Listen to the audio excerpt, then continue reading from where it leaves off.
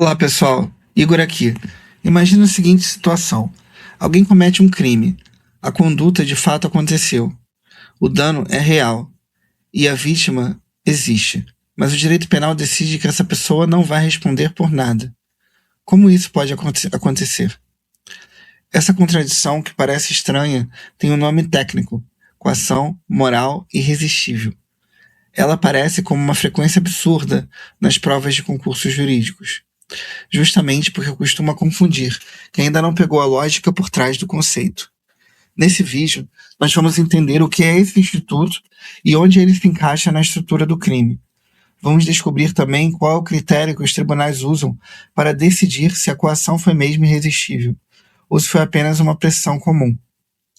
O STJ tem um parâmetro bem específico para fazer essa distinção, e nós vamos chegar nele daqui a pouco.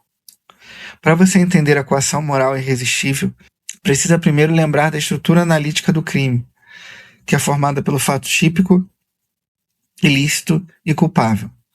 A coação moral não desfaz a tipicidade e nem elimina a ilicitude da conduta. O ato continua sendo descrito como crime e continua sendo algo contrário ao direito, mas o que ela faz é eliminar a culpabilidade. A culpabilidade funciona como um juízo de reprovação que o sistema faz sobre quem cometeu o ato. Para o direito penal reprovar alguém, ele precisa que essa pessoa tenha tido liberdade real para escolher um caminho diferente. Quando essa liberdade de escolha simplesmente não existe, a reprovação do Estado cai por terra. O Código Penal faz uma separação clara entre dois tipos de coação. Existe a coação física, que chamamos de vis absoluta, onde o corpo do agente se move sem qualquer participação da vontade dele, e o caso clássico de alguém que tem a mão forçada fisicamente para apertar um gatilho, situação em que nem existe conduta no sentido jurídico. Já a coação moral, a vis compulsiva, funciona de um jeito diferente, pois a vontade da pessoa existe, mas está totalmente dobrada por uma ameaça. O sujeito até escolhe agir, mas faz isso apenas para não sofrer um mal muito mais grave. E é exatamente essa situação que o artigo 22 do Código Penal regula. O texto do artigo 22 diz que, se o fato é cometido sob coação irresistível, só quem exerceu a coação deve ser punido. Repara que o dispositivo não apaga o crime, mas tira a punibilidade de quem foi coagido e a transfere para o coator. A responsabilidade apenas muda de endereço, garantindo que a justiça alcance quem realmente causou a situação. O legislador tomou essa decisão porque punir quem não tinha uma saída real seria o mesmo que punir alguém sem culpa nenhuma. Pensa comigo no exemplo de um funcionário que abre o cofre da empresa porque um criminoso aponta uma arma para a cabeça do filho dele. A extorsão aconteceu, e o prejuízo do patrão é bem concreto.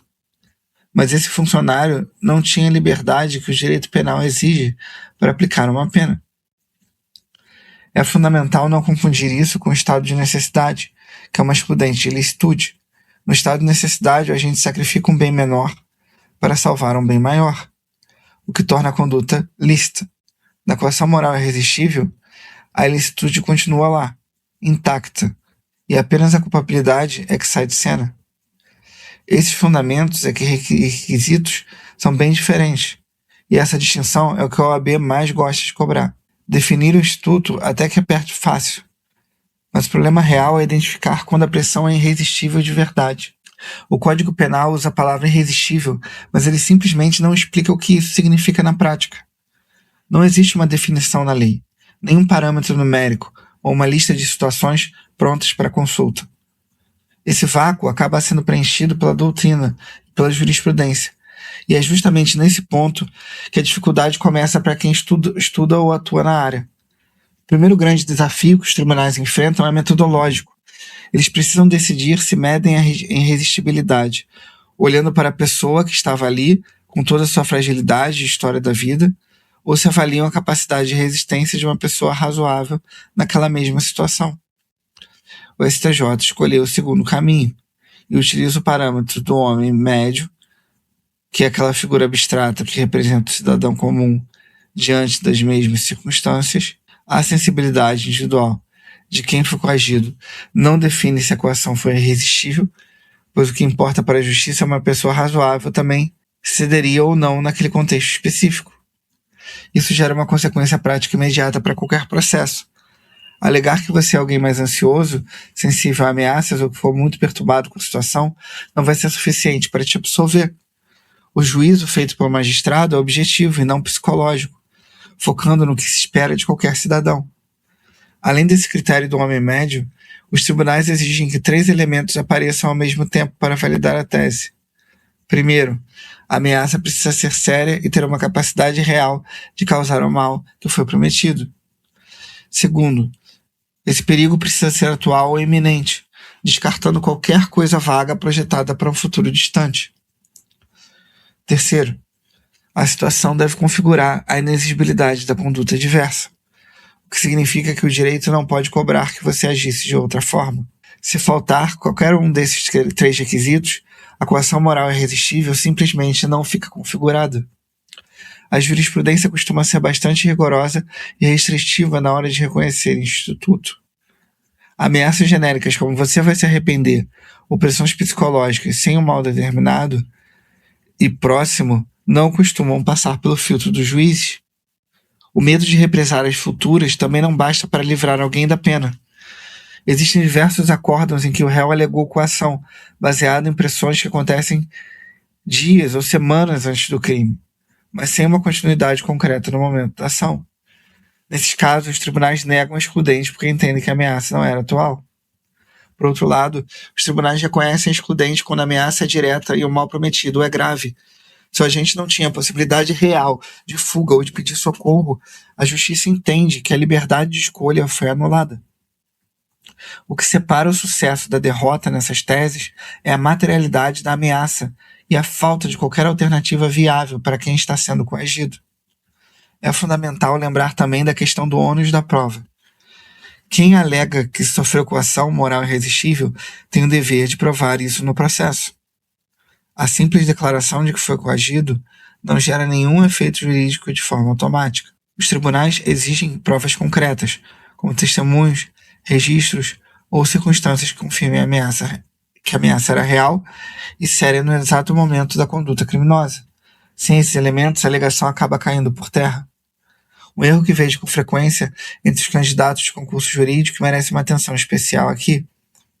Muita gente confunde a moral irresistível com a obediência hierárquica, já que as duas causas aparecem no mesmo artigo 22 do Código Penal. Apesar de estarem juntas no texto, elas são institutos diferentes, com requisitos próprios.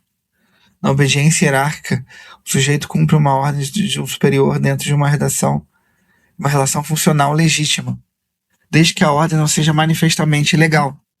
Já na coação moral irresistível, não existe essa relação hierárquica formal, mas sim uma ameaça externa que rouba a liberdade de escolha. Misturar esses conceitos em uma prova custa pontos preciosos, e saber diferenciá-los com precisão é o que separa quem realmente domina um assunto da maioria. A coação moral irresistível não pode ser vista como um instituto isolado e perdido dentro do Código Penal. Ela conversa diretamente com a Constituição Federal, e entender essa conexão muda completamente a forma como você enxerga o tema. O ponto de partida para essa análise é o artigo 1º, inciso 3º da Constituição, que coloca a dignidade da pessoa humana como fundamento da nossa República. Essa norma não serve apenas como enfeite no texto constitucional. Ela impõe um limite bem claro ao Estado, deixando claro que não se pode exigir um comportamento heróico de quem está sob ameaça real e sem saída.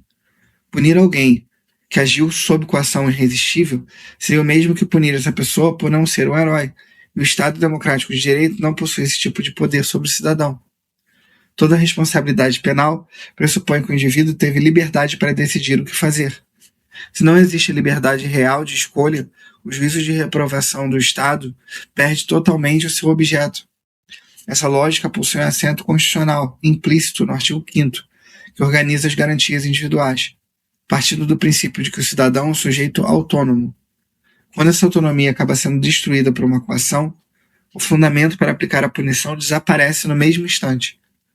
Essa visão converge perfeitamente com o princípio da inexigibilidade da conduta adversa. Esse princípio é um dos pilares da culpabilidade na teoria tripartite do crime. Quando o sistema jurídico não consegue cobrar que o indivíduo agisse de outro modo, aplicar uma pena se torna um ato arbitrário. Embora esse princípio não esteja escrito com todas as letras no Código Penal, ele encontra todo o seu respaldo constitucional na garantia da dignidade e na proibição do arbítrio estatal. Para você que acompanha as aulas de direito constitucional aqui no canal, esse ponto representa o encontro direto entre o direito penal e os direitos fundamentais. A coação moral irresistível não pertence a uma disciplina só, pois ela vive exatamente no cruzamento entre essas duas esferas. Existe ainda um detalhe no artigo 22 que é explícito e não pode passar batido por você. A exclusão da culpabilidade de quem foi coagido não apaga a existência do crime, mas apenas transfere a responsabilidade para quem fez a coação. Quem ameaçou e forçou a situação responde pelo resultado final sozinho. O ordenamento jurídico fecha o círculo para deixar o ato ilícito sem resposta, apenas reposicionando de quem será a conta no final do processo. Ou seja, há uma resposta para esse ato ilícito. A coação moral irresistível acaba com a culpabilidade do sujeito porque ela simplesmente anula a liberdade de escolha. Quando não existe essa liberdade real, o Estado não pode cobrar ou punir a pessoa pelo que ela fez. Sempre que você encontrar uma questão de concurso sob pressão externa, veja se a ameaça cumpre os 3 requisitos fundamentais. Ela precisa ser séria, estar acontecendo ou prestes a ocorrer e não poder aceitar outra saída possível para o agente. Se esses 3 pontos aparecerem juntos, você já sabe o caminho. Para seguir essa linha de raciocínio sobre direitos fundamentais, siga o Direito Novo, curta esse vídeo e se inscreva no canal para mais conteúdo jurídico.